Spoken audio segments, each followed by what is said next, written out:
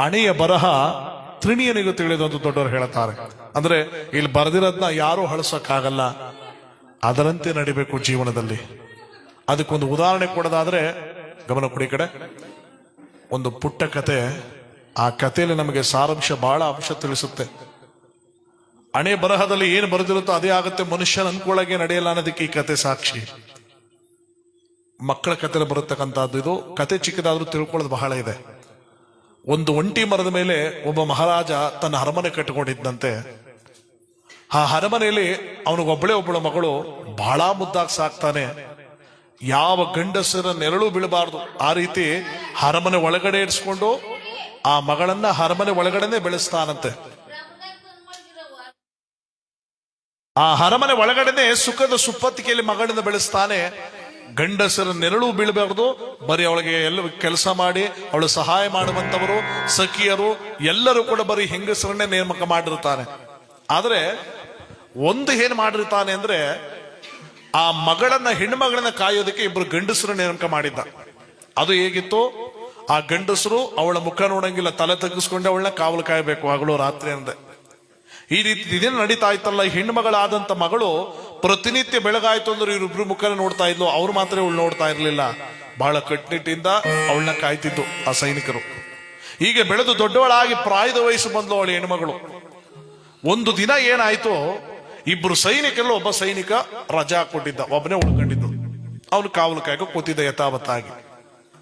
ಆ ಮಹಾರಾಣಿ ಯುವರಾಣಿ ಬಂದು ಆ ಸೈನಿಕನ ಕೇಳಿದಂತೆ, ಅಲ್ಲ ಕಣಯ್ಯ, ನಾನು ಚಿಕ್ಕ ವಯಸ್ಸಿಂದ ನೋಡಿದೆ ನಿಮ್ಮಿಬ್ರನ್ನ, ಒಂದು ದಿನ ಆದ್ರೂ ಇಷ್ಟು ದಿನಗಳು ಇಷ್ಟು ವರ್ಷಗಳಾದ್ರೂ ನನ್ನ ಕತ್ತೆತ್ತು ನೋಡ್ಲಿಲ್ಲವಲ್ಲ, ಎಂತ ನಿಯತ್ತಿನ ಸೈನಿಕರು ನೀವಿಬ್ರು ಕೂಡ, ನಾನು ಬಹಳ ಸಂತೋಷ ಆಯ್ತು, ಅದಕ್ಕೆ ನಾನು ಒಂದು ತೀರ್ಮಾನ ಬಂದಿದ್ದೀನಿ ಅಂದ್ಲು ಅವಳು ಯುವರಾಣಿ. ಆಗ ಸೈನಿಕ ಇದ್ನಲ್ಲ, ಆದ್ರೂ ಏನೇ ತೀರ್ಮಾನ ಮಾಡುತ್ತಾಯಿ, ಸ್ವಲ್ಪ ಆ ಕಡೆ ನಿಂತ್ಕೊಂಡು ಮಾತಾಡವ, ನೀನ್ ಮಾತ್ರ ನಮ್ಮ ಮುಖ ನೋಡ್ಬೇಡ, ಅಪ್ಪಿ ತಪ್ಪಿ ನಾನೇನಾದ್ರು ನಿನ್ ಮುಖ ನೋಡಿದ್ದೀನಿ ಅಂತ ನಿಮ್ಮ ಅಪ್ಪ ಗೊತ್ತಾದ್ರೆ ನಮ್ಮನ್ನು ಸಾಯಿಸೇ ಬಿಡ್ತಾನೆ, ದೂರ ನಿಂತ್ಕೊಂಡು ಮಾತಾಡು ತಾಯಿ ಅಂತ. ಪಾಪ ಅಲ್ಲೂ ನ್ಯಾಯವಾನ ನಡಕತ್ತವನ ಸೈನಿಕ. ಆಗ ಅವಳು ಹೇಳದ್ನಂತ ಯುವರಾಣಿ, ನೋಡಪ್ಪ, ನಿಮ್ಮ ನೀಯತ್ತು ನನ್ನನ್ನು ಬಹಳ ಇಷ್ಟಪಡುವಂತ ಮಾಡ್ತು, ಈಗ ನಾನು ನಿಮ್ಮನ್ನು ಮದುವೆ ಆಗ್ಬೇಕು ಅಂತ ನಿರ್ಧಾರ ಮಾಡಿದ್ದೀನಿ, ನೀನ್ ನನ್ನ ಮದುವೆ ಆಗ್ಬೇಕು ಅಂದವಳು. ಆಗ ಸೈನಿಕ ಹೇಳದ್ನಂತೆ, ಅಲ್ಲ, ಬರೀ ನಿನ್ನ ನೋಡಿದೀನಿ ಅಂತ ನಿಮ್ಮ ಅಪ್ಪನ ಗೊತ್ತಾಗ್ಬಿಟ್ರೆ ನನ್ನ ತಲೆನೇ ತೆಗೆದು ಬಿಡ್ತಾನೆ, ಇನ್ನು ನೀನು ಮದುವೆ ಆಗ್ಬಿಟ್ಟೆ ಅಂತ ಹೇಳಿದ್ರೆ ಮದುವೆ ಆಗ್ತೀನಿ ಅಂತ ಒಪ್ಕೊಬಿಟ್ರಂತೂ ನನ್ನ ಕತೆ ಅಲ್ಲೇ ಮುಗುತ್ತೆ, ಬೇಡ ಕಣವ, ನನ್ನ ಜೀವನ ಹಾಳು ಮಾಡ್ಬೇಡ, ಬಿಟ್ಟು ತಾಯಿ ಅಂತ ಕೇಳ್ತಾನವನು. ನೋಡು, ನೀನೇನಾರು ಈಗ ಒಪ್ಕೊಳ್ಳಿಲ್ಲ ಅಂದ್ರೆ ನೀನೇ ನನ್ನ ಕೈ ಹಿಡ್ಕೊಂಡು ಎಳೆದೆ ಅಂತ ನಮ್ಮ ಅಪ್ಪನಿಗೆ ಹೇಳಿ ನೀನ್ ತಲೆ ತೆಗೆಸ್ಬಿಡ್ತೀನಿ ಅಂದ್ಲೋಳು. ಇವನು ಯೋಚನೆ ಮಾಡ್ದ, ಮುಟ್ಟುವುದು ಮದುವೆ ಆಗದಿದ್ರು ಸಾಯ್ತೀನಿ, ಮದುವೆ ಆದ್ರೂ ಸಾಯ್ತೀನಿ, ಸಾವು ಗ್ಯಾರಂಟಿ ಅಂತ ಗೊತ್ತಾಯ್ತು ಇವನಿಗೆ. ಸಾಯ್ತೀನಿ ಅಂತ, ಮದುವೆ ಆಗ್ಬಿಟ್ಟೆ ಸಾಯೋದಾಗ್ಬಿಡ್ಲಿ ಅಂತ, ಆಯ್ತು ಕಣವ ನೀನ್ ಮದುವೆ ಆಗ್ತೀನಿ ಅಂತ ತೀರ್ಮಾನ ಮಾಡ್ಕೊಂಡ. ಈ ಯುವರಾಣಿ ಏನ್ ಮಾಡಿದ್ಲು, ಮದುವೆ ಆಗಿಲ್ಲ ಇದ್ರೆ ನಮ್ಮ ತಂದೆ ನನ್ನ ಬದುಕಕ್ ಬಿಡಲ್ಲ ಅಂತ ಗೊತ್ತು. ಅವನು ಏನ್ ಮಾಡಿದ್ಲು, ಅವನ್ನ ಸೈನಿಕರ ಮದುವೆ ಮಾಡಿಕೊಂಡು ರಾತ್ರಿ ಕರ್ಕೊಂಡು ದೂರ ಹೊಂಟೋಗ್ತಾಳೆ, ಅರಮನೆಯಿಂದ ದೂರ. ಎಷ್ಟು ದೂರ ಹೋಗ್ತಾಳೆ ಅಂದ್ರೆ ಯಾರ ಕೈಗೆ ಸಿಗಬಾರ್ದು ಅಷ್ಟು ದೂರ ಇವರಿಬ್ರು ಹೊರಟೋಗ್ತಾರೆ ತಪ್ಪಿಸ್ಕೊಂಡು. ಬಹಳ ದೂರ ಬಂದು ಆ ದೇಶದ ಗಡಿ ತುಂಬಿದ ಹೊಳೆ, ಆ ಹೊಳೆನ ದಾಟಿ ಆ ಕಡೆ ಒಂದು ಭೂಮಿ ಮೇಲೆ, ಅಂದ್ರೆ ಒಂದು ಸ್ಥಳದಲ್ಲಿ ಕಾಡಲ್ಲಿ ಒಂದು ಸಣ್ಣ ಗುಡಿಸ್ಲಾಕೊಂಡು ಗಂಡ ಹೆಂಡತಿರಿಬ್ರು ಜೀವನನ ಪ್ರಾರಂಭಿಸ್ತಾರೆ. ಅಂದ್ರೆ ಅದರ ಅರ್ಥ ಏನು ಅಂದ್ರೆ, ಮಹಾರಾಣಿಯ ಬಾಳುತ್ತಿದ್ದವಳು ಗುಡಿಸಲು ಮನೆ ನಿಂತ್ಕೊಂಡ್ಲು. ಈಗ ಸಂಸಾರ ಶುರುವಾಯ್ತು, ವರ್ಷಗಳು ಕಳೀತು, ಒಂದು ಗಂಡು ಮಗು ಜನ್ಮ ಕೊಟ್ಲು ಅವಳು. 2-3 ವರ್ಷ ಕಳೀತು, ಮತ್ತೆ ಇನ್ನೊಂದು ಮಗುವಿಗೆ ಗರ್ಭಿಣಿ ಆದ್ಲೋಳು ಮಹಾರಾಣಿ. ಇಲ್ಲಿ ತಂದೆ ಆದವನು ಎಲ್ಲಾ ಕಡೆ ಹುಡುಕಿ ಸಾಕಾಗಿ ಮಗಳನ್ನ ಹುಡುಕೊಂಡೇ ಬಿಟ್ಟುಬಿಟ್ಟ, ಅವನು ಮರೆತು ಬಿಟ್ಟ ಅವನು. ಇಲ್ಲಿ ಒಂದು ಮಗು ಆಗಿ 3 ವರ್ಷ ತುಂಬಿದೆ, ತೊದಲು ಮಾತಾಡೋ ಮಗು. ಇನ್ನೊಂದು ಮಗುವಿಗೆ ಗರ್ಭಿಣಿ ಆಗಿದ್ಲಲ್ಲ, ದಿನಗಳ ಕಳಿತಿರ್ಬೇಕಾದ್ರೆ ತುಂಬುದು ಗರ್ಭಿಣಿ ಅವಳು. ಒಂದು ದಿನ ಏನಾಯ್ತು, ಮುಸ್ಸಂಜೆ ಹೊತ್ತಿನಲ್ಲಿ ನದಿ ತೀರದಲ್ಲಿ ಇಬ್ರು ಗಂಡ ಹೆಂಡತಿರು ಕೂತು ಮಾತಾಡ್ತವ್ರೆ. ಹೆಂಡತಿ ಕೇಳದ್ದು, ಸ್ವಾಮಿ ಏನೇ, ನನಗೊಂದು ಆಸೆ ಇದೆ, ನಡೆಸ್ಕೊಡ್ತೀರಾ ಅಂದವಳು. ಲೇ, ಮದುವೆ ಆಗಿ ಎಷ್ಟು ವರ್ಷ ಆಯ್ತು, ಇಂಥದ್ದು ಬೇಕು ಅಂತ ನಾನು ಕೇಳಿರ್ಲಿಲ್ಲ, ಇವತ್ತೇನೋ ಕೇಳ್ಕೊತಾ ಇದೀವಿ, ಕೇಳೋದೇನೇ ಆದ್ರೂ ನಾನು ತಂದು ಕೊಡ್ತೀನಿ ಅಂತ ಗಂಡ. ನೋಡಿ, ನನಗೀಗ ತುಂಬುದು ಗರ್ಭಿಣಿ, ನಾವ್ ಈ ಕಡೆ ನದಿ ದಡದಲ್ಲಿ ಈ ಕಡೆ ಇದೀವಿ, ನದಿಯ ಆ ಕಡೆ ದಡದಲ್ಲಿ ಒಂದು ಮಾವಿನ ಮರ ಕಾಣ್ತಾ ಇದೆ ನೋಡಿ ಅಂದ್ಲು. ಕಣೆ ಕಾಣ್ತಾ ಇದೆ, ಏನೀಗ? ಅಲ್ಲಿ ಸುಮಾರು ಮಾವಿನಕಾಯಿಗಳಿದೆ. ಆ ಮಾವಿನಕಾಯಿಗಳ ಮಧ್ಯದಲ್ಲಿ ಒಂದೇ ಒಂದು ಹಣ್ಣಾಗಿರೋ ಮಾವಿನ ಹಣ್ಣಿದೆ ನೋಡಿ, ಅಲ್ಲಿ ಮೇಲ್ಭಾಗದಲ್ಲಿ. ಹೌದು ಇದೆ, ಏನ್ ತಿನ್ಬೇಕಾದನ ಈಗ ನೀನು? ಹೌದು, ನನಗೆ ತುಂಬಾ ಆಸೆ ಆಗಿದೆ, ಆ ಮಾವಿನ ಹಣ್ಣು ಕಿತ್ಕೊಂಡು ಬಂದು ಕೊಡಿ ಅಂದು ಹೆಂಡ್ತಿ. ಗಂಡ ಏನ್ ಅನ್ಬಿಟ್ಟ, ಇಷ್ಟು ವರ್ಷ ಆದ್ಮೇಲೆ ನೆಂಟಿ ಇದೊಂದು ಕೇಳವಳೆ, ಇದನ್ನ ತಂದು ಕೊಟ್ಬಿಟ್ರೆ ಅವಳು ಸಂತೋಷ ನೋಡಕ್ ಚೆನ್ನಾಗಿರುತ್ತೆ ಅಂತ, ಆಯ್ತು ಕಣೆ ಇರೇ ಅಂತ ಹೆಂಡತಿನ ಅಲ್ಲೇ ಕುಣಿಸಿ ತೆಪ್ಪ ಎತ್ಕೊಂಡು ಹತ್ತಕ್ಕೆ ಆ ಕಡೆ ಹೋಗೋದಕ್ಕೆ ಬಂದ. ಆಗ ಮಗು ಇತ್ತಲ್ಲ ಅಲ್ಲಿ ತೊದಲ ಮಾತಾಡೋ ಮಗು, ಆ ಮಗು ನಾನು ಬರ್ತೀನಿ ಅಂತ ಹಠ ಮಾಡ್ಕೊಂಡು ಅಪ್ಪನ ಜೊತೆ ಸೇರ್ಕೊಂಡು ದೋಣಿ ಮೇಲೆ ಈ ಕಡೆ ದಡದಿಂದ ಆ ಕಡೆ ದಡಕ್ಕೆ ಹೋದ್ರು ಇಬ್ರು. ಅಂದ್ರೆ ಗಂಡ ಹೆಂಡತಿರಿಬ್ರು ಈಗ 2 ಭಾಗ ಆದ್ರು. ಆ ಕಡೆ ದಡಕ್ಕೆ ಹೋದಾಗ ಗಂಡನಿಗೆ ಏನ್ ಆಸೆ ಇತ್ತು ಅಂದ್ರೆ, ಅಪರೂಪಕ್ಕೆ ನನ್ನ ಹೆಂಡತಿ ಏನೋ ಕೇಳವಳೆ, ಹೇಗಾದ್ರೂ ಮಾಡಿ ಅದನ್ನ ತಂದು ನನ್ನ ಹೆಂಡತಿ ಕೊಟ್ಬಿಟ್ರೆ ಅವಳು ಸಂತೋಷ ನೋಡಕ್ ಚಂದ ಅಂತ ಗಂಡ ಆತರ ಪಟ್ಟುಬಿಟ್ಟ. ನೋಡಿ, ಮನುಷ್ಯ ಆತರ ಪಟ್ರೆ ಎಂತ ಸಮಯ, ಎಂತ ಸ್ಥಿತಿಯನ್ನು ಅನುಭವಿಸ್ಬೇಕು ಅನ್ನೋದಕ್ಕೆ ಇದು ಸಾಕ್ಷಿ ಆಯ್ತು. ಮೇಲ್ಭಾಗದಲ್ಲಿ ಮಾವನ ಹಣ್ಣನ್ನು ನೋಡ್ತಾ ಹೋದ್ನೆ ಹೊರತು ಮರದ ಕೆಳಗಡೆ ಏನಿದೆ ಅಂತ ಅವನು ಗಮನಿಸಲಿಲ್ಲ. ಅಲ್ಲೇನಾಗಿತ್ತು, ಮರದ ಕೆಳಗಡೆ ಒಂದು ವಯಸ್ಸಾದಂತ ಸರ್ಪ ಹಾವು ಓಡಾಡಕ್ಕಾಗದೆ ಸುಸ್ತಾಗಿ ಮರದ ಕೆಳಗಡೆ ಮಲಗ್ಬಿಟ್ಟಿತ್ತು. ಅದು ಇದು ನಾವು ನೋಡ್ಲಿಲ್ಲ, ಗಮನಿಸ್ಲಿಲ್ಲ. ಮಾವನ ಹಣ್ಣೆ ನೋಡ್ಕೊಂಡು ಬಂದಲ್ಲ, ಒಂದೇ ಸಾರಿ ನೆಗದ ಮೇಕೆ ನೆಗದವನು ಆ ಮಾವನ ಹಣ್ಣನ್ನ ಕಿತ್ತುಕೊಂಡು ಕೆಳಗಿಳಿದ್ನಲ್ಲ. ಕೆಳಗಿಳಿಯುವ ಸಂದರ್ಭದಲ್ಲಿ ಆ ಸರ್ಪದ ಹಾವನ ಒಂದು ಬಾಲದ ಮೇಲೆ ಕಾಲಿಟ್ಬಿಟ್ಟ. ನೋವು ತಡಿಲಾರದೆ ಸರ್ಪ ಸೆಡನೆ ಎತ್ತಿದ್ದೆ ಒಂದೇ ಸಾರಿ ಅವನ ಕಾಲಿಗೆ ಪಟ್ ಅಂತ ಕಚ್ಚಿಬಿಡ್ತು. ಕಚ್ಚದ ಕೊಳ್ಳೆ ಅಮ್ಮ ಅಂತ ಕಲಗಡೆ ಬಿದ್ದು ಅಲ್ಲೇ ಪ್ರಾಣ ಬಿಟ್ಬಿಟ್ಟ ಅವನು. ಯಾವಾಗ ಇವನು ಕಿರಿಚಿಕೊಂಡು ಆ ಕಡೆ ದಡದಿದ್ದಲ್ಲ ಹೆಂಡತಿ ತುಂಬುದು ಗರ್ಭಿಣಿ, ಅವಳು ಗಾಬರಿ ಆಯ್ತು. ಅಯ್ಯೋ, ಯಾಕೋ ಅವ್ರು ಕಿರಿಚ್ಕೊಂಡ್ರಲ್ಲ, ಏನಾಯ್ತು ಏನಾಯ್ತು ಅಂತ ದಡದ ನದಿಯ ತೀರದ ಹತ್ರ ಬಂದ್ಬಿಟ್ಟು ಕೂಗ್ತಾಳೆ, ಸ್ವಾಮಿ ಏನಾಯ್ತು, ಕಿರಿಚ್ಕೊಂಡ್ರಲ್ಲ, ಮಾತಾಡಿ, ನಿಮ್ ಹೆಂಡತಿ ಕೇಳ್ತಾ ಇದ್ದೀನಿ, ಮಾತಾಡಿ ಮಾತಾಡಿ ಅಂತ ಕೂಗ್ತಾಳೆ, ಕಿರಿಸ್ತಾಳೆ. ಅಲ್ಲಿ ಏನು ಗೊತ್ತಾಗ್ತಿಲ್ಲ, ಸತ್ತೋಗ್ಬಿಟ್ಟವನಲ್ಲ ಪಾಪ.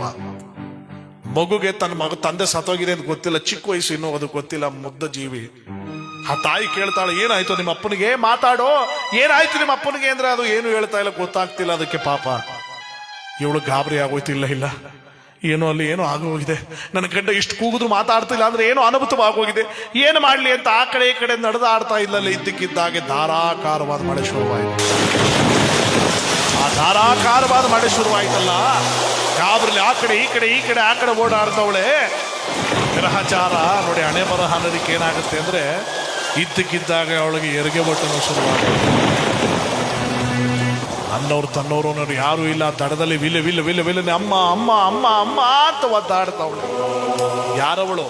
100 ಆಳ್ಕಾಳುಗಳ ಮಧ್ಯೆ ಯುವರಾಣಿಯ ಬಾಳುತ್ತಿದ್ದ ಮಹಾರಾಣಿ ಯಾರು ಇದ್ದಲ್ಲ ಸ್ಥಳದಲ್ಲಿ ವಿಲವಿಲನ್ನು ಒದ್ದಾಡ್ತಾವಳು.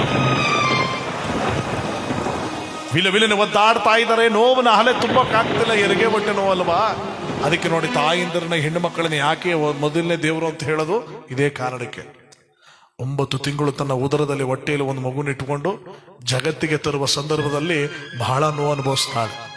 ಅವಳು ನೋವು ಹೇಗಿರುತ್ತೆ ಅಂದ್ರೆ, ತನ್ನ ಪ್ರಾಣ ಹೋಗ್ತಿದ್ರು ಲೆಕ್ಕಿಸದೆ ತನ್ನ ಮಗು ಜಗತ್ತು ನೋಡ್ಲಿ ಅಂತ ಆಸೆ ಪಡ್ತಾಳೆ. ಹೆರಿಗೆ ಹುಟ್ಟಿನ ಸಂದರ್ಭದಲ್ಲಿ ಕೆಲವು ಹೆಣ್ಮಕ್ಳು ಬದುಕಲಬಹುದು, ಪ್ರಾಣದ ಬಿಡ್ಬೋದು. ಆದ್ರೆ ತಾಯಿ ಆದಂತವಳು ತನ್ನ ಮಗು ಜಗತ್ ನೋಡ್ಲಿ ಅಂತ ಆಸೆ ಪಡ್ತಾಳೆ, ತನ್ನ ಪ್ರಾಣ ಹೋಗ್ತಿರೋ ಲೆಕ್ಸಲ್ಲ. ಅಂತ ಸಂದರ್ಭದಲ್ಲಿ ಆ ವಿಲವಿಲಿನ ಒದ್ದಾಡ್ತಾ ಇದ್ದಲ್ಲ, ಬಲವಂತದ ಮೇಲೆ ಒಂದು ಗಂಡು ಮಗುಗೆ ಜನ್ಮ ಕೊಟ್ಲೋಳು. ದೇಹ ಎಲ್ಲ ರಕ್ತ ಆಗಿದೆ ಪಾಪ ಮಗುಗೆ. ವಿಲವಿಲಿನ ಒದ್ದಾಡ್ತಿದ್ದವಳು, ಮಗುನೇ ಒಂದ್ ಕಡೆ ಬಿದ್ದಿದೆ, ಇವಳೇ ಒಂದ್ ಕಡೆ ಬಿದ್ದವಳೆ. ಮತ್ತೆ ಕಣ್ಬಿಡ್ತಾಳೆ. ಮೆತ್ತಗೆದ್ದು ಆ ಮಗುನ ಎತ್ಕೊಂಡು, ಸ್ವಾಮಿ ನಮ್ಮ ಗಂಡು ಮಗು ಆಗಿದೆ, ಬನ್ನಿ ಸ್ವಾಮಿ ಈ ಕಡೆಗೆ ಅಂತ ಕೂಗ್ತಾಳೆ. ಗಂಡ ಬರ್ತಾ ಇಲ್ಲ, ಸತ್ತೋಗ್ಬಿಟ್ಟಿದ್ದಾನೆ, ಗೊತ್ತಿಲ್ಲ ಇವಳಿಗೆ ಪಾಪ. ಇವಳಿಗೆ ಆಶ್ಚರ್ಯ ಆಗುತ್ತಿಲ್ಲ, ಏನೇ ಆಗಲಿ ಗಂಡ್ರ ಮುಖ ನೋಡೋ ತನಕ ನನ್ನ ಮನಸ್ಸು ಒಪ್ಪಲ್ಲ ಅಂತ ದಡಕ್ ಬಂದಲ್ಲ. ಅಲ್ಲಿ ಯಾವ ದೋಣಿ ನಿಲ್ಲತ್ತೆ, ಅಪ್ಪನ ಅವನೇ ಎತ್ಕೊಂಡೋಗ್ಬಿಟ್ಟನಲ್ಲ, ಯಾವ್ದು ಇರ್ಲಿಲ್ಲ ಅಲ್ಲಿ. ಆ ಕಡೆ ದಡಕ್ ನಾನು ಹೋಗ್ಲೇಬೇಕು ಅಂತ ಮಗುನ ಒಂದು ಕೈಲಿ ಹಿಡ್ಕೊಂಡಿದ್ದೆ, ನೀರೊಳಗೆ ಇಳಿದೇ ಬಿಡ್ತಾಳೆ ಹೆಂಡತಿ. ಸ್ವಲ್ಪ ದೂರ ಹೋದ್ಲು ಮೊಣಕಾಲದಷ್ಟ ನೀರು, ಇನ್ನೂ ಸ್ವಲ್ಪ ದೂರ ಹೋದ್ಲು ಮಂಡಿ ಅಷ್ಟೇ ನೀರು, ಇನ್ನೂ ಸ್ವಲ್ಪ ದೂರ ಹೋದ್ಲು ನಡೆದತ್ರ ನೀರು, ಇನ್ನೂ ಸ್ವಲ್ಪ ದೂರ ಹೋದ್ಲು ಕತ್ತತ್ತರ ಬಂದ್ಬಿಡ್ತು ನೀರು. ಅರ್ಧ ದಾರಿ ಬಂದ್ಬಿಟ್ಟವಳೆ, ಇನ್ನೊಂದು ಕಾಲಿಟ್ಬಿಟ್ರೆ ಮುಳುಗೋಯ್ತಾಳೆ. ಅಯ್ಯೋ, ಮಗುವಿನ ತೇವ ಆಗ್ಬಿಟ್ರೆ ಈ ಗುಟ್ರು ಹಸುಗೂಸು ಇದಕ್ಕೆ ತೊಂದರೆ ಆಗ್ಬಾರ್ದು ಅಂತ ಎತ್ತಿ ಮಗುನ ಕೈಲ ಮೇಲೆ ಹಿಡ್ಕೊಂಡವಳೆ. ಕತ್ತತ್ರ ನೀರು ಬಂದ್ಬಿಟ್ಟಿದೆ. ಏನ್ ಮಾಡ್ಲಿ ಒಂದು ಕಾಲು ಮುಂದೆ ಇಟ್ಲ ಅನ್ನೋ ಭಯ ಕಾಣ್ತಿತ್ತಲ್ಲ. ಗ್ರಾಚಾರ ಏನಾಯ್ತು, ಮೇಲ್ಗಡೆ ರಣಹದ್ದುಗಳ ಗುಂಪು ಒಂಚಾಗ್ತಿದ್ವಂತೆ ಮಗುನ್ ತಿನ್ನೋದಕ್ಕೆ. ರಕ್ತಮಯವಾಗಿತ್ತಲ್ಲ ಮಗು, ಒಳ್ಳೆ ಹಸಿ ಮಾಂಸ ತಿನ್ನಕ್ಕೆ. ಆ ರಣಹದ್ದುಗಳು ಬಂದು ಆ ಮಗುನ ಕಿತ್ಕೊಳ್ಳೋದಕ್ಕೆ ಪ್ರಯತ್ನ ಪಡ್ತಿದ್ವಲ್ಲ. ಇವಳು ಕತ್ತೆತ್ ನೋಡಿದ್ಲು ಹತ್ತುಗಳು, ಅಯ್ಯಯ್ಯೋ ಈ ಗುಟ್ರ ಮಗುನ ಇವು ತಿಂದು ಹಾಕ್ಬಿಡ್ತಾವಲ್ಲ ಅಂತ ಏನು ಮಾಡ್ಲಿ ಅಂತ ಒಂದು ಕೈಲಿ ಮಗು ಹಿಡ್ಕೊಂಡಿದ್ದಾಳೆ, ಮತ್ತೊಂದು ಕೈ ಇತ್ತಲ್ಲ, ಆ ಕೈಯಿಂದ ಹತ್ರ ಬರೋ ರಣಹದ್ದುಗಳನ್ನ ಹುಷ್ ಹುಷ್ ಅಂತ ಓಡಿಸ್ತಾವಳೆ ಕೈ ಸನ್ನೆ ಮಾಡಿ.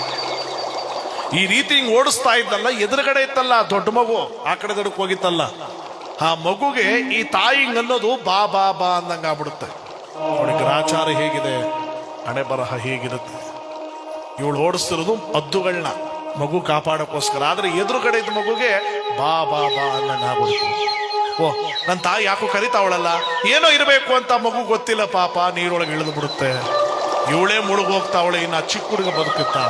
ಕಾಲಿಟ್ಟ ಕೂಡಲೇ ಕೊಚ್ಚಿ ಹೊಟ್ಟೋಗ್ತಾ ಇದೆ ಮಗು, ಅಮ್ಮ ಅಮ್ಮ ಅಮ್ಮ ಅಂತ ಕಿರ್ಚ್ಕೊಂಡು. ಇವಳು ಕೈ ಸನ್ನೆ ಮಾಡ್ತಿದ್ದಲ್ಲ, ಮಗು ನೋಡ್ಬಿಟ್ಲು, ಅಯ್ಯಯ್ಯೋ ನನ್ನ ಮಗು ಕೊಚ್ಕೊಂಡು ಹೊಟ್ಟೋಗ್ತಾ ಇದೆಯಲ್ಲ, ಕಾಪಾಡಿ ಅಂತ ಕೈ ಸನ್ನೆ ಮಾಡೋದು ಬಿಟ್ಬಿಟ್ಟು ಆ ಕಡೆ ಗಮನ ಕೊಟ್ಲು. ಇವಳು ಕೈ ಸನ್ನೆ ಬಿಡೋದಕ್ಕೂ ಒಂದು ರಣಹದ್ದು ಬಂದು ತಲೆ ಮೇಲಿದ್ದಂತ ಒಂದು ಮಗು ಹಸುಗೂಸಿತ್ತಲ್ಲ, ಅದ್ರ ತಲೆನ ಕತ್ತನೆ ಕಿತ್ಕೊಂಡು ಹೊಟ್ಟೋಗುತ್ತೆ. ಅಂದ್ರೆ ಒಂದು ಕ್ಷಣದಲ್ಲೇ 2 ಮಕ್ಕಳನ್ನೇ ಕಳ್ಕೊಬಿಟ್ಲು.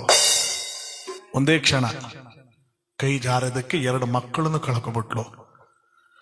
ಕೈ ಬಿಟ್ಟು ನೋಡ್ತಾಳೆ, ಅಯ್ಯಯ್ಯೋ ನನಗೆ ಹುಟ್ಟಿದ 2 ಮಕ್ಕಳನ್ನು ನಾನು ಕಳ್ಕೊಬಿಟ್ನಲ್ಲ. ಕಟ್ಕೊಂಡು ಗಂಡನ ಮುಖನಾರ ಒಂದ್ಸಾರಿ ನೋಡ್ಬಿಡ್ತೀನಿ, ಇನ್ನೇನಿಗೆ ಬದುಕಿರ್ಬೇಕು ಅಂತ ಮತ್ತೊಂದು ಹೆಜ್ಜೆ ಹಾಕದ್ಲಲ್ಲ, ಸುಳಿಗೆ ಸಿಕ್ಕಿ ಪ್ರಭಾತ. ಹೆಂಗಿದೆ ಜೀವನ. ಅವಳು ಯಾರು? ಒಂಟಿ ಮರದ ಮೇಲೆ ಸುಖದ ಸುಪ್ಪತ್ತಿಗೆಲಿದ್ದ ಮಹಾರಾಜನ ಮಗಳು, ಕಷ್ಟನೇ ನೋಡದೆ ಬದುಕಿದಂತ ಮಹಾರಾಣಿ. ಅವಳ ಜೀವನ ಕೊನೆಗೆ ಏನಾಯ್ತು, ಯಾರು ಇದ್ದರ ಸ್ಥಳದಲ್ಲಿ ಸಂಸಾರ ಕಳ್ಕೊಂಡು ಪ್ರಾಣ ಬಿಟ್ರು. ಅಂದ್ರೆ ಇದರ ಅರ್ಥ ಏನೋ ತಿಳ್ಕೊಳ್ಳೋದು ಅಂದ್ರೆ, ಮನುಷ್ಯ ತಾನೆಲ್ಲ ಅನ್ಕೊಂಡಂಗೆ ನಡೆಯಲ್ಲ ಅನ್ನೋದೇ ಅರ್ಥ. ನಾನು ಸುಖದ ಸುಪ್ಪತ್ತಿಗೆಲ್ಲಿ ಬದುಕಿರೋದು, ಪ್ರಾಣ ಬಿಡುವಾಗ್ಲೂ ಸುಖದಲ್ಲೇ ಇರ್ತೀನಿ ಅನ್ನೋದು ತಪ್ಪು. ಚಕ್ರ ಇದ್ದಾಗಿ ಜೀವನ, ಒಂದಿನ ಮೇಲು ಒಂದಿನ ಕೀಳು.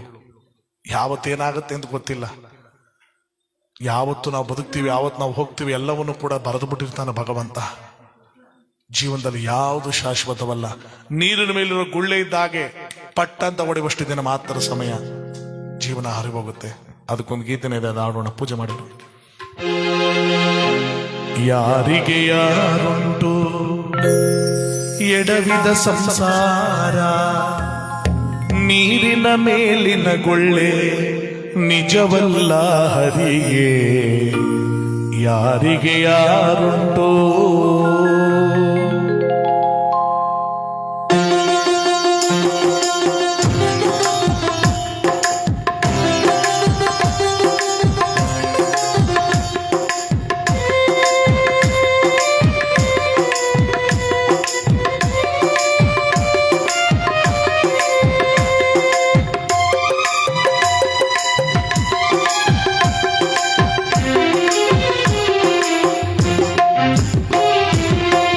ಯಾರಿಗೆ ಯಾರುಂಟು ಎಡವಿದ ಸಂಸಾರ, ಯಾರಿಗೆ ಯಾರುಂಟು ಎಡವಿದ ಸಂಸಾರ, ನೀರಿನ ಮೇಲಿನ ಗುಳ್ಳೆ ನಿಜವಲ್ಲ ಹರಿಗೆ.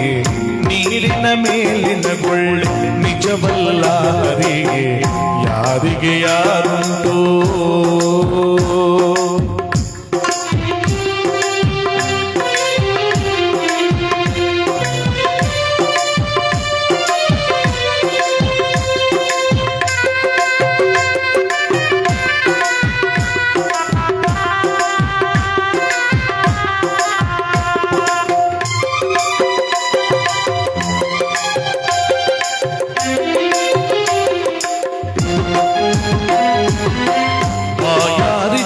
ಎಂದು ಭಾವಿ ನೀರಿಗೆ ಹೋದೆ, ಭಾವಿ ಜಲಬರ್ತಿ ಹರಿದಾಯ್ತು ಹರಿಯೇ.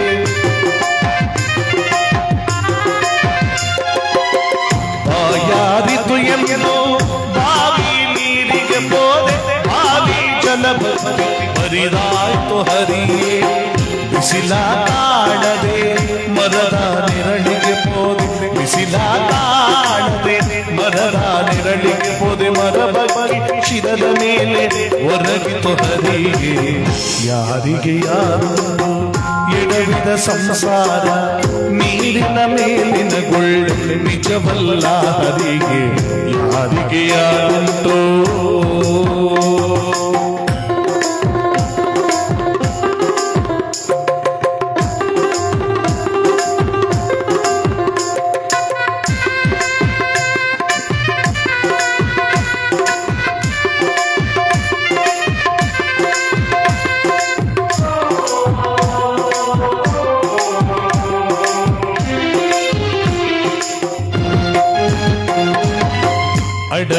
ಮನೆ ಮಾಡಿ ಗಿಡಕ್ಕೆ ತೊಟ್ಟಿಲ ಕಟ್ಟೆ ತೊಟ್ಟಿಲಿನ ಶಿಶುವೆ ಮಾಯವಾಯಿತು ಹರಿಯೇ.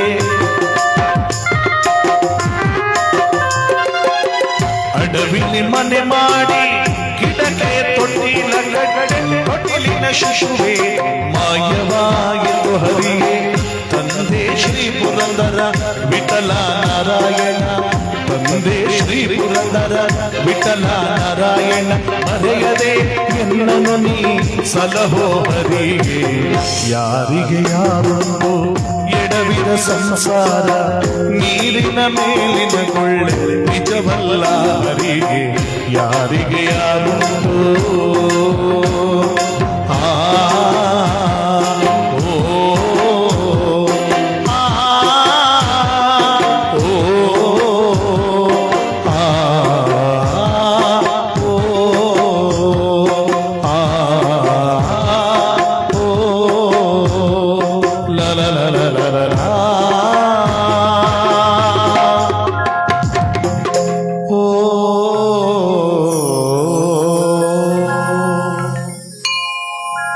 ಇಲ್ಲಿ ನಮ್ಮ ಕಥೆಯಲ್ಲಿ ಗಮನ ಕೊಡಿ. ಅಂದ್ರೆ ವಿಧಿಯ ಬಹರಕ್ಕೆ ಒಂದು ಈ ಕಥೆ ಹೇಳಿದ್ದು, ಮೈಕಾಲ ಮಹದಪ್ಪನಾಗಿರ್ತಕ್ಕಂಥವನು ಅಹಂಕಾರಿಗಳಾದ ಕಾಳಮ್ಮನ ಸೊಕ್ಕನ್ನು ಮುರಿದು ಅವಳು ಸಾಮ್ರಾಜ್ಯ ಕಟ್ಟಿರುವುದೆಲ್ಲವನ್ನು ಕೂಡ ಸುಟ್ಟು ಭಸ್ಮ ಮಾಡಿದ್ರಲ್ಲ, ಆ ಸುಟ್ಟು ಭಸ್ಮ ಮಾಡಿದ ತಿಟ್ಟಿಗೆ ಕಾಳಮ್ಮನ ತಿಟ್ಟು ಅಂತ ಹೆಸರು ಕೊಟ್ರು. ಈಗಲೂ ಕೂಡ ಬೆಟ್ಟಕ್ಕೆ ಹೋಗೋ ದಾರಿಯಲ್ಲಿ ಕಾಳಮ್ಮನ ತಿಟ್ಟು ಅಂತ ತಾಳು ಬೆಟ್ಟದ ಹಿಂದ್ಗಡೆ ದೊಡ್ಡದಾದ ಹಪ್ತರ ಸಿಗುತ್ತೆ. ಪ್ರತಿಯೊಂದು ಹೋಗುವ ವೆಹಿಕಲ್ಗಳೆಲ್ಲ ಹತ್ತಿಸಿ ಇಳಿಸ್ತಾರೆ ನೋಡಿ, ಅದೇ ಕಾಳಮ್ಮನ ತಿಟ್ಟು ಅಂತ ಹೆಸರು. ಆ ತಿಟ್ಟನ್ನ ಹತ್ತಿಳಿದು ಬಿಟ್ರೆ ತಾಳ್ಬೆಟ್ಟ ಸಿಕ್ತು ಅಂತಿರು ಹಿಂದಿನ ಕಾಲದಲ್ಲಿ. ನೋಡಿ, ಮಾದಪ್ಪ ಹೋದ್ಮೇಲೆ ಅದು ತಾಳ್ಬೆಟ್ಟ ಆಗಿತ್ತು.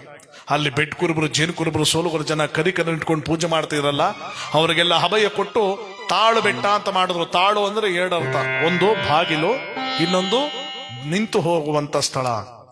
ಬೆಟ್ಟ ಪ್ರಾರಂಭವಾಗುವಂತ ಬಾಗಿಲು, ಇನ್ನೊಂದು ನಿಂತು ಧೂಪ ಹಾಕಿ ಕರ್ಪೂರ ಹಚ್ಚಿ ಹೋಗ್ತಾರಲ್ಲ ಹೋಗೋ ಜನ.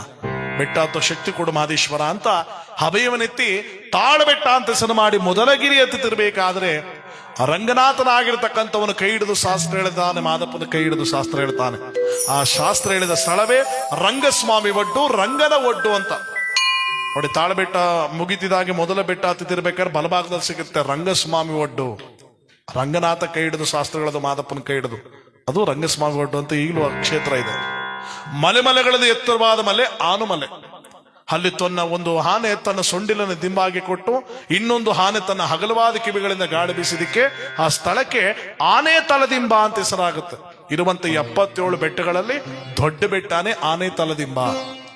ಆ ಆನೆ ತಲದಿಂಬ ಮೇಲೆ ಹತ್ತಿ ನಿಂತು ಬಿಟ್ರೆ ಸಾಲೂರು ಮಠ, ಅಂತರ್ಗಂಗೆ, ಗೋಪುರ ಎಲ್ಲ ಕೈಲಾಸ ಕಂಡ ಕಾಣುತ್ತೆ ನೋಡಿ. ಆ ಕಡೆ ಜಿಗಿದು ಬಿಟ್ರೆ, ಆ ಕಡೆ ಹಿಡಿದು ಬಿಟ್ರೆ ಬೆಟ್ಟ ಸೇರ್ಕೊಬಿಡ್ತೀನಿ ಅಂತಿದ್ದು ಹಿಂದಿನ ಕಾಲದಲ್ಲಿ. ಹಿಂತಿರುಗಿ ಮಾದಪ್ಪ ನೋಡಿದ್ನಲ್ಲ, ಕುಂತೂರು ಬೆಟ್ಟದ ಗುರುಕರ್ಣಿ ಜ್ಯೋತಿ ಕಾಣಿತು. ಓಹೋ, ಈ ಜ್ಯೋತಿ ಕಾಣದ್ರ ಸ್ಥಳಕ್ಕೆ ನಾನು ಹೋಗ್ಬೇಕು ಅಂತ ನಡುಮಲೆ ಕಡೆಗೆ ಹೇರಿಗೆ ನೆಗೆದಾಗ ಸುತ್ತಲೂ 77 ಬೆಟ್ಟಗಳು ಕಂಗೊಳಿಸ್ತಾ ಇತ್ತಲ್ಲ. ಮಾದಪ್ಪ ಅಲ್ಲಿಗೆ ಮಠ ಕೊಟ್ಟೋದಿಕ್ಕೆ ಅಂತ ಉತ್ತರ ದೇಶದಿಂದ ಬರೋದು, ಆದ್ರೆ ಯಾರೊಬ್ರು ಮಠ ಕಟ್ಟಿ ದಾಸೋಹ ನಡೆಸ್ತಿರ್ತಾರಂತೆ. ಯಾರವರು? ಈಗಿನ ಶಿವಮೊಗ್ಗ ಜಿಲ್ಲೆಯ ತೀರ್ಥಹಳ್ಳಿ ತಾಲೂಕಿನ ಸಾಲೂರು ಎಂಬ ಗ್ರಾಮದ ವಯಸ್ಸಾದ ಮುಪ್ಪಿನ ಷಡಕ್ಷರಿ ಗುರುಗಳು. ನೋಡ, ಅಲ್ಲಿಂದ ಬಂದವರು ಇಲ್ಲಿ ತಾಳ್ಬೆಟ್ಟದ ಯಾವ ಬೆಟ್ಟದವಳ ಮಧ್ಯದಲ್ಲಿ ದಾಸೋಹ ನಡೆಸ್ತಿರ್ತಾರೆ, ಗೆಡ್ಡೆ ಗಣಸ್ಗಳನ್ನ ಬೇಯಿಸಿ. ಮಾದೇಶ್ವರ ಹೇಳಿದ್ರು, ಗುರುಗಳೇ, ನಾ ಮಾಡಬೇಕಾದ ಕೆಲಸ ನೀವು ಮಾಡಿದ್ರೆ ನನ್ನ ಕೆಲಸ ಮುಗೀತು, ನಾನು ಬರ್ತೇನೆ ಗುರುಗಳೇ. ಇಲ್ಲ, ಮಠವನ್ನೇನೋ ಕಟ್ಟಿದೆ ನಿಜ, ಮಠದ ಜವಾಬ್ದಾರಿ ನೀನು ವಹಿಸ್ಕೋಬೇಕು ಮಹಾದೇವ ಅಂದಾಗ, ಖಂಡಿತವಾಗ್ಲು ಗುರುಗಳೇ ಅಂದಾಗ ಅಲ್ಲೇ ಕುಸಿದು ಪ್ರಾಣ ಬಿಟ್ಟು ಬಿಟ್ರು ಗುರುಗಳು. ಗುರುಗಳೇ, ಈ ಮಠಕ್ಕೆ ನಿಮ್ಮ ಹೆಸರೇ ಇಡ್ತೀನಿ ಅಂತ ಕಾಡು ಚಾಲಿ ಮರ, ಕಗ್ಲಿ ಮರವನ್ನು ತರದು ಮಠದ ಮಧ್ಯದಲ್ಲಿ ಇಟ್ಟರಂತೆ ಮಾದೇಶ್ವರರು. ಇದು ಮುಪ್ಪಿನ ಷಡಾಕ್ಷರರು ಕಟ್ಟಿರ್ತಕ್ಕಂಥ ಮಠ ಎಂದು ಮುಪ್ಪಾಗದಿರಲಿ. ಮಠ ಮುಪ್ಪಾದ ಮರ ಮುಪ್ಪು, ಮದ ಮುಪ್ಪಾದ ಮಠ ಮುಪ್ಪು. ನೋಡಿ, ಈಗಲೂ ಕೂಡ ಮಾದಪ್ಪನ ಬೆಟ್ಟಕ್ಕೆ ಹೋದ್ರೆ ನೀವು ಸಾಲೂರು ಮಠ ಅಂತ ಒಂದು ಕ್ಷೇತ್ರ ಇದೆ, ಅಲ್ಲಿ ಮಾದಪ್ಪನಿಟ್ಟರು ಮರ ಆಗೇ ಇದೆ ಅಂತ. ಒಂದು ಗೆದ್ಲು ಕೂಡ ಹತ್ತಿಲ್ಲ ಅದಕ್ಕೆ, ಸರ್ಕಾರದಿಂದ ಸುತ್ತ ಅದಕ್ಕೆ ಗಾಜಿನ ಪೆಟ್ಟಿಗೆ ಮಾಡಿಸೋರ ಹಿಂದೆ. ಈಗಲೂ ಕೂಡ ಮಾದಪ್ಪನ ಕಾಲದಲ್ಲಿ ಇಟ್ಟಿರೋ ಮರ ಒಂದು ಗೆದ್ಲು ಕೂಡ ಹತ್ತಿಲ್ಲ ಅದಕ್ಕೆ. ಅದು ಯಾವಾಗ ಗೆದ್ದತ್ತೋ ಆಗ ಮಠನು ಗೆದ್ದತ್ಕೊಳ್ಳಿ ಅಂತ ಹೇಳಿದ್ದು ಮಾದೇಶ್ವರರು. ಎರಡು ಕೂಡ ಸುಭಿಕ್ಷತೆಯಿಂದ ಇದೆ, ಯಾವ ರೀತಿ ತೊಂದರೆ ಇಲ್ಲ. ಮಾದೇಶ್ವರನ ಕ್ಷೇತ್ರದಲ್ಲಿ ದಾಸೋಹ ತುಂಬಾ ಚೆನ್ನಾಗಿ ನಡೀತಾ ಇತ್ತಲ್ಲ. ಜೇನುಪೋಡಿ ಎಂಬ ಕ್ಷೇತ್ರದಲ್ಲಿ ಶಂಕಮ್ಮ ಎನ್ನೋ ಭಕ್ತೆ ಮಕ್ಕಳಿಲ್ಲದೆ ಪೇಚಾಡ್ತಿರ್ತಾಳೆ. ಆಗ ಮಾದಪ್ಪ ಹೇಳ್ತಾನೆ, ನೋಡು ಶಂಕಮ್ಮ, ನಿನಗೆ ಮಕ್ಕಳ ಫಲವಿಲ್ಲ, ಆದ್ರೆ ಮೊದಲುಟ್ಟ 2 ಕಂದಗಳಿಂದ ನನಗೆ ಶಿಷ್ಯರ ಕೊಟ್ರೆ ನಿನಗೆ ನಾನು ಮಕ್ಕಳ ಫಲ ಕೊಡ್ತೀನಿ ಅಂದ್ರು ಮಾದೇಶ್ವರು. ಆಯ್ತು ಅಂತ ಒಪ್ಕೊಂಡ್ಲಲ್ಲ. ಆಶೀರ್ವಾದ ಮಾಡಿದ್ರು. ದಿನೇ ದಿನೇ ಗರ್ಭವತಿ ಆದ್ಲು ಶಂಕಮ್ಮ. ಮಾದಪ್ಪ ಕರ್ನಾಟಕ ರಾಜ್ಯವಲ್ಲ, ತಮಿಳುನಾಡು ಕಡೆಯಿಂದ ಕೂಡ ಅನೇಕ ವರ್ಷಗಳ ಕಾಲ ತಪಸ್ಸನ್ನು ಮಾಡಿ ಪವಾಡಗಳನ್ನು ಮೆರೆಸಿ ಬರ್ತಾನೆ. ಅದಕ್ಕೆ ನೋಡಿ, ಈಗಲೂ ಕೂಡ ಬೆಟ್ಟಕ್ಕೆ, ಮಾದಪ್ಪನ ಬೆಟ್ಟಕ್ಕೆ ಕರ್ನಾಟಕದಿಂದ ಎಷ್ಟು ಜನ ಬರ್ತಾರೋ ಅಷ್ಟೇ ಜನ ತಮಿಳುನಾಡಿನ ಬರ್ತಾರೆ. ಕರ್ನಾಟಕಕ್ಕೂ ತಮಿಳುನಾಡಿಗೂ ಗಡಿಲಿರ್ತಕ್ಕಂಥದ್ದು ಮಾದಪ್ಪನ ಬೆಟ್ಟ. ಈ ಮಾದಪ್ಪ ಹಿಂತಿರುಗಿ ಬರುವಷ್ಟರಲ್ಲಿ ಶಂಕಮ್ಮನಿಗೆ 2 ಮಕ್ಕಳಾಗಿರುತ್ತೆ. ಒಂದಕ್ಕೆ ಕಾರಯ್ಯ, ಇನ್ನೊಂದಕ್ಕೆ ಬಿಲ್ಲಯ್ಯ ಅಂತ ಹೆಸರು ಕೊಟ್ಟರು ಮಾದೇಶ್ವರರು. ಇವರಿಬ್ರು ನನ್ನ ಮುಟ್ಟಿ ಪೂಜೆ ಮಾಡೋ ಶಿಷ್ಯರಾಗ್ಲಿ ಅಭಯ ಕೊಟ್ಟರು. ಮಾದಪ್ಪ 12 ವರ್ಷಗಳ ಕಾಲ ಸಾಲೂರು ಮಠದಿಂದ 9 ಮೈಲಿ ದೂರದಲ್ಲಿ ತಪಸ್ಸು ಕೂತ್ಕೋತಾರೆ. 5 ತಲೆಯ ಸರ್ಪ ನೆರಳಾಗುತ್ತೆ 12 ವರ್ಷಗಳ ಕಾಲ, ಗಾಳಿ ಮಳೆ ಬಿಸಿಲು ತಾಪ ಬೀಳಬಾರದು ಅಂತ. ತಪಸ್ಸಿನಿದ್ದ ಮಾದಪ್ಪ ಹೇಳ್ತಾನೆ, ಸರ್ಪ, ಇಷ್ಟು ದಿನಗಳ ಕಾಲ ನೀ ನನಗೆ ನೆರಳಾಗಿದ್ದಕ್ಕೆ ಈ ಮಲೆ ನಿನ್ನ ಮಲೆ ಆಗಲಿ, ನಾಗ ಹೆಡೆಬಿಚ್ಚಿನ ಮಲೆ ನಾಗುಮಲೆ. ನೋಡಿ, ಈಗಲೂ ಏಳ್ಬೆಟ್ಟ ಹತ್ಕೊಂಡು ಏಳ್ಬೆಟ್ಟ ಹೇಳ್ಕೊಂಡ್ ಬರ್ತಾರೆ. ನಾಗುಮಲೆ ಕ್ಷೇತ್ರ ಇರುವಂತ ಸಾಲೂರು ಮಠದಿಂದ 9 ಮೈಲಿ ದೂರದಲ್ಲಿರೋದು. ಈಗ ಅರ್ಧ ದಾರಿಗೆ ಜೀಪ್ ಹೋಗೋ ವ್ಯವಸ್ಥೆ ಮಾಡೋರು, ಇನ್ನು ಅರ್ಧ ದಾರಿ ನಡ್ಕೊಂಡು ಹೋಗಲೇಬೇಕು. ನಾಗುಮಲೆ ಕ್ಷೇತ್ರ. ದಾಸೋಹ ಮಠದಲ್ಲಿ ನೀರಿನ ದಾಹವಾಗಿರ್ಬೇಕಾದ್ರೆ ಇಲ್ಲಿಗೆ ಗಂಗೆಯನ್ನು ತರಬೇಕು ಅಂತ ಭಕ್ತಿಯಿಂದ ಗಂಗಾ ಸ್ಮರಣೆ ಮಾಡಿದಾಗ ಅಂತರ್ಗಂಗೆಯಲ್ಲಿ ಉಕ್ಕಿ ಉಕ್ಕಿ ನೀರು ಹರಿಯುತ್ತೆ. ಈಗಲೂ ಅಂತರ್ಗಂಗೆ ಅಂತಿದೆ. ಪ್ರಸಾದವಾಗಿರ್ತಕ್ಕಂಥ ಪುಣ್ಯಕ್ಷೇತ್ರದ ಪಕ್ಕದಲ್ಲೇ ಉಕ್ಕಿ ಹರಿತಾಳೆ ಗಂಗೆ ಆದವಳು. ಗಂಗೆ ಉಕ್ಕಿ ಹರಿತಾಳೆ, ದಾಸೋಹ ನಡೀತಾ ಇದೆ, ಪುಣ್ಯಕ್ಷೇತ್ರ ಉದ್ಧಾರ ಆಯ್ತು. ನಡುಮಲನ ಕೈಲಾಸ ಆಯ್ತಲ್ಲ, ಸೀಗಗೊತ್ತಿಯ ಬನದಲ್ಲಿ ಪರಮಾತ್ಮ ಮಾದಪ್ಪ ಆನಂದ ಬರುವ ಕ್ಷಣ ಮಲಗಿರ್ತಾನೆ.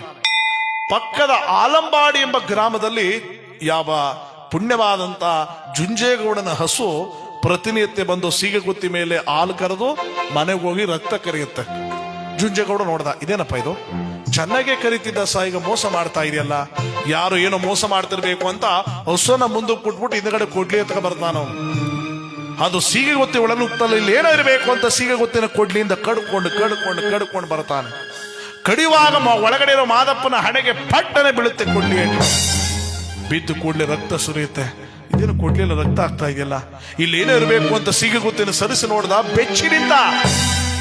ಮಾದಪ್ಪ, ಜಗತ್ತಿನ ಪೂಜಿಸ್ಬೇಕಾದ್ರೆ ನಾನಿನ್ನ ಹಣೆಗೆ ಗಾಯ ಮಾಡ್ಬಿಟ್ನಲ್ಲ ತಂದೆ, ನನ್ನ ತಪ್ಪಿಗೆ ಅಪರಾಧಕ್ಕೆ ಮನ್ನಣೆಯೇನು? ನೋಡು ಜುಂಜೇಗೌಡ, ನೀನ್ ಮಾಡೋದು ತಪ್ಪಿಗೆ 2 ಹರಕೆ ಒತ್ಕೋಬೇಕು. ಮೊದಲನೇ ಹರಕೆ, ಈ ಸೀಗಗುತ್ತಿ ಬನದಲ್ಲೇ ನನಗೊಂದು ಗರ್ಭಗುಡಿ ಕಟ್ಟಿಸ್ಕೊಡ್ಬೇಕು. 2ನೇ ಹರಕೆ, ಪ್ರತಿ ವರ್ಷದ ಆನಂದ ಸೇವನೆ ನಿನ್ನ ಕುಲದವರೇ ಮಾಡ್ಕೊಂಡು ಹೋಗ್ಬೇಕು. ಆಯ್ತು ತಪ್ಕೊಂಡ ಜುಂಜೇಗೌಡ ಒಂದು ರಾತ್ರಿ ಒಂದು ಹಗಲು ಒಂದೇ ದಿವಸದಲ್ಲಿ ಒಂದು ಅಂಕಣವುಳ್ಳ ಗರ್ಭಗುಡಿ ಕಟ್ಟಿಸ್ತಾನೆ. 64 ಅಂಕಣವುಳ್ಳ ದೇವಸ್ಥಾನದ ಕಾರ್ಯ ಪ್ರತಿನಿತ್ಯ ನಡೀತಿತ್ತಲ್ಲ. ಮಾದಪ್ಪನ ಶಿಷ್ಯರಾದ ಬಸವ ಸರ್ಪಗಳು ಬರುವ ದಾರಿಗಳಲ್ಲಿ ಮಾದಪ್ಪನ ವಿಚಾರ ತಿಳ್ಕೊಂಡು ನಡುಮಲೆಗೆ ಬಂದು ಸೇರ್ತಾರೆ. ಬಂದ ಬಸವ ಸರ್ಪಗಳನ್ನೇ ತಬ್ಬಿ ಮುದ್ದಾಡದ ಮಾದಪ್ಪ 2 ದಾರಿಗಳಾಗ್ಲಿ ಅಂತ ಆಶೀರ್ವಾದ ಮಾಡ್ದ. ಒಂದು ಬಸವನ ದಾರಿ, ಇನ್ನೊಂದು ಸರ್ಪದ ದಾರಿ. ಬಸವನ ದಾರಿ ಅಂದ್ರೆ ತಾಳ್ಬೆಟ್ಟ ಹತ್ತುತ್ತಿದ್ದಾಗಲೇ ಮೆಟ್ರೋ ತಲೆಗೆ ನೋಡಿ ಪಾದಯಾತ್ರೆ ಹೋಗ್ತಾರಲ್ಲ, ಅದೇ ಬಸವನ ದಾರಿ. ಸರ್ಪದ ದಾರಿ ಅಂದ್ರೆ ಬಸ್ಸು ಕಾರುಗಳೆಲ್ಲ ಸುತ್ತಕೊಂಡು ಹೋಗುತ್ತಲ್ಲ, ಅದೇ ಸರ್ಪದ ದಾರಿ. ಮೊದಲು ಮಾದಪ್ಪನ ಬೆಟ್ಟಕ್ಕೆ ದಾರಿಯಾಗಿದೆ ಗೊತ್ತಾಗಿದ್ದು ಸರಗೂರಿನ ಜನಕ್ಕೆ. ಬರೋ ದಾರಿಯಲ್ಲಿ ಕಲ್ಲುಗಳು ಗುರುತು ಮಾಡಿಕೊಂಡು ಮಾದಪ್ಪನ ಸ್ಮರಣೆ ಮಾಡಿಕೊಂಡು ಬರ್ತಾ ಇದ್ದಾರೆ. ದಾರಿಯಲ್ಲಿ ನಡುಮಲೆ ಕಡೆಗೆ ಯಾವ ರೀತಿಯಾಗಿ ಪೂಜೆ ಮಾಡಿ, ಸೋಜುಗಾದ ಸೋಜು ಮಲ್ಲಿಗೆ ಮಾದೇವ ನಿಮ್ಮ ಮಂಡಿ ಮ್ಯಾಲೆ ದುಂಡು ಮಲ್ಲಿಗೆ, ಸೋಜುಗಾದ ಸೋಜು ಮಲ್ಲಿಗೆ ಮಾದೇವ ನಿಮ್ಮ ಮಂಡಿ ಮ್ಯಾಲೆ ದುಂಡು ಮಲ್ಲಿಗೆ, ಸೋಜುಗಾದ ಸೋಜು ಮಲ್ಲಿಗೆ ಮಾದೇವ ನಿಮ್ಮ ಮಂಡಿ ಮ್ಯಾಲೆ ದುಂಡು ಮಲ್ಲಿಗೆ.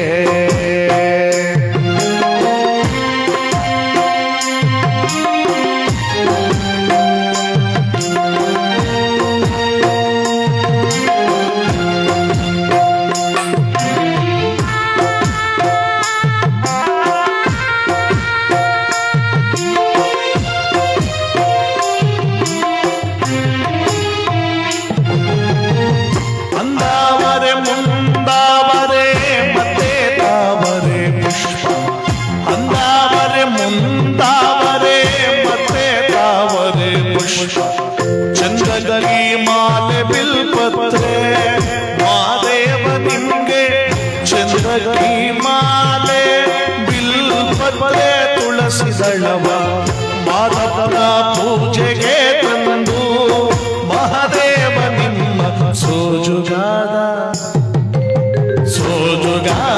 ಸೋಜು ಮಲ್ಲಿಗೆ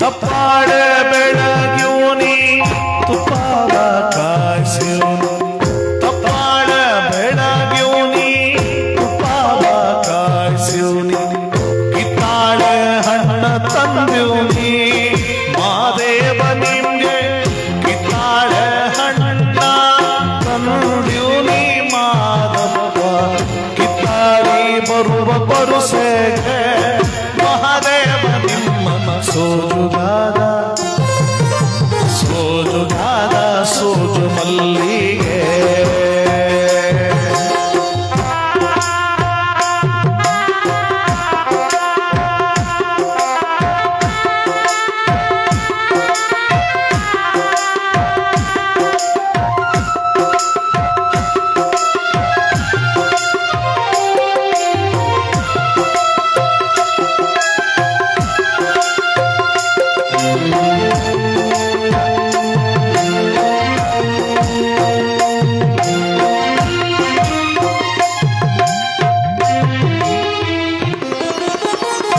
ಬೆಟ್ಟಕೊಂಡೋರ್ಗೆ ಹಟ್ಟಿ ಹಂಬಲ ವ್ಯಾಗ ಬೆಟ್ಟಕೊಂಡೋರ್ಗೆ ಹಟ್ಟಿ ಹಂಬಲ ವ್ಯಾಗ ಬೆಟ್ಟದ ಮಾದೇವ ಗತಿಯೆಂದು ಮಾದೇವ ನೀವೇ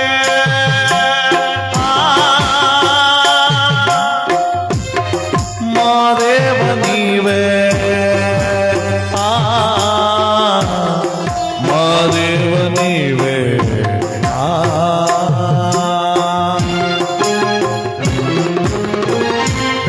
ಬೆಟ್ಟಕೊಂಡೋರ್ಗೆ ಹಟ್ಟಿ ಹಂಬಲ ವ್ಯಾಗ ಬೆಟ್ಟದ ಮಾದೇವ ಗತಿಯೆಂದು ಮಾದೇವ ನಿಮ್ಗೆ ಬೆಟ್ಟದ ಮಾದೇವ ಗತಿಯೆಂದು ಅವರೆನ್ನು ಹಟ್ಟಿ ಹಂಬಲವ ಮರೆತಾರೋ ಮಹಾದೇವ ನಿಮ್ಮ ಸೋಜುಗಾದ ಸೋಜುಗಾದ ಸೋಜು ಮಲ್ಲಿಗೆ ಮಾದೇವ ನಿಮ್ಮ ಮಂಡೆ ಮ್ಯಾಲೆ ದುಂಡು ಮಲ್ಲಿಗೆ ಸೋಜುಗಾದ ಸೋಜು ಮಲ್ಲಿಗೆ ಮಾದೇವ ನಿಮ್ಮ ಮಂಡೆ ಮ್ಯಾಲೆ ದುಂಡು ಮಲ್ಲಿಗೆ ಮಾದೇವ ನಿಮ್ಮ ಮಂಡೆ ಮ್ಯಾಲೆ ದುಂಡು ಮಲ್ಲಿಗೆ ಮಾದೇವ ನಿಮ್ಮ ಮಂಡೆ ಮ್ಯಾಲೆ ದುಂಡು ಮಲ್ಲಿಗೆ ಭಗವಂತ ಮಾಯ್ಕಾರ ಮಾದಪ್ಪ ನೆಲೆಗೊಂಡು ದಕ್ಷಿಣದ ಕಾಶಿ ಅಂತ ಹೆಸರು ಮಾಡ್ತಾನೆ. ಈಗಲೂ ಕೂಡ ಪುಣ್ಯವಾದ ಕ್ಷೇತ್ರವಾದಂಥ ಮಾದಪ್ಪನ ಕ್ಷೇತ್ರ ದಕ್ಷಿಣದ ಕಾಶಿಯಾಗಿ ಸಹಸ್ರ ಸಂಖ್ಯೆಯಲ್ಲಿ ಬರುವಂತ ಕ್ಷೇತ್ರವಾಗುತ್ತೆ. ಮಾದಪ್ಪ ತಾನು ಪಾತಾಳವನ್ನು ಸೇರುವಂತ ಸಂದರ್ಭದಲ್ಲಿ 5 ಪರೀಕ್ಷೆಗಳನ್ನ ಕೇಳ್ಕೊತಾನೆ. ಶಿವರಾತ್ರಿ ಪರೀಕ್ಷೆ, ಯುಗಾದಿ ಪರೀಕ್ಷೆ, ಮಾರ್ನಮಿ ಪರೀಕ್ಷೆ, ದೀವಟಿಕೆ ಪರೀಕ್ಷೆ, ಕಾರ್ತೀಕ ಮಾಸದ ಸೋಮವಾರದ ಪರೀಕ್ಷೆ. ಈ 5 ಪರೀಕ್ಷೆಗಳನ್ನು ಕೇಳಿಕೊಂಡ ಮಹೈಕಾರ ಮಾದಪ್ಪ ನಡುಮಲೆ ವಾಸನಾಗಿ ನೆಲೆಗೊಂಡು ಪುಣ್ಯಕ್ಷೇತ್ರವನ್ನು ಪಸರಿಸಿದಾಗ ಬಸವನಾದವನ ದೇವಸ್ಥಾನ ಮೇಲ್ಮಾಡಿ ಕೂತ್ಕೊಂಡು ಆಲಂಬಾಡಿ ಕಡೆ ತಲೆ ಮಾಡ್ತಾನೆ. ಸರ್ಪವನ್ನು ತಾನು ಕೊರಳಿಗೆ ಆಭರಣವನ್ನು ಮಾಡಿಕೊಂಡು ನಡುಮಲೆಯಲ್ಲಿ ನೆಲೆಗೊಂಡಾಗ ಆಲದ ಸೇವೆಯನ್ನ ಯಾವ ಜುಂಜುಗೋಣದ ಒಕ್ಕಲಿನವ್ರು ಮಾಡ್ತಾರೆ, ಹೆಣ್ಣು ಮಜ್ಜಿನ ಸೇವೆಯನ್ನ ಸರಗೂರಿನ ಒಕ್ಕಲಿನವ್ರು ಮಾಡ್ತಾರೆ. ಮಾದಪ್ಪನಿಗೆ ಮೊಟ್ಟ ಮೊದಲು ತೇರೆಳೆದಿದ್ದೆ ಮತ್ತಿ ಮರದ ತೇರು. ಈಗ ಸರ್ಕಾರದಿಂದ ಚಿನ್ನ ತೇರು ಮಾಡಿಸವ್ರೆ, ಆದ್ರೆ ಮೊಟ್ಟ ಮೊದಲ ತೇರೆಳೆದಿದ್ದೆ ಮತ್ತಿ ಮರದ ತೇರು. ಆ ಮತ್ತಿ ಮರದ ತೇರನ್ನ ಗೈಸಿ ಪುಣ್ಯವಾದ ಕ್ಷೇತ್ರದಲ್ಲಿ ನಡುಮಲೆ ವಾಸನಾಗುವಂತ 77 ಗಿರಿಗಳ ನಡುವೆಯಲ್ಲಿ ನೆಲೆಗೊಳ್ಳುವಂತ ಮಾದಪ್ಪನಿಗೆ ಆ ಕಡೆಯಿಂದ ತೇರೆಳಿತಾರೆ, ಈ ಕಡೆಯಿಂದ ಪರುಷಿಯ ಒಂದು ಆಲದ ಸೇವೆ ಆಗುತ್ತೆ. ನಡುಮಲೆಯಲ್ಲಿ ಪರಮಾತ್ಮ ಉದ್ಭವಮೂರ್ತಿಯಾಗಿ ಪರಮಾತ್ಮ ನೆಲೆಗೊಳ್ತಾನೆ. ಉತ್ತರ ದೇಶದಿಂದ ಬಂದು ಮಾದಪ್ಪನ ಕ್ಷೇತ್ರದಲ್ಲಿ ನೆಲೆಗೊಳ್ತಾ ಇದ್ದಾನೆ. ಯಾವ ರೀತಿಯಾಗಿ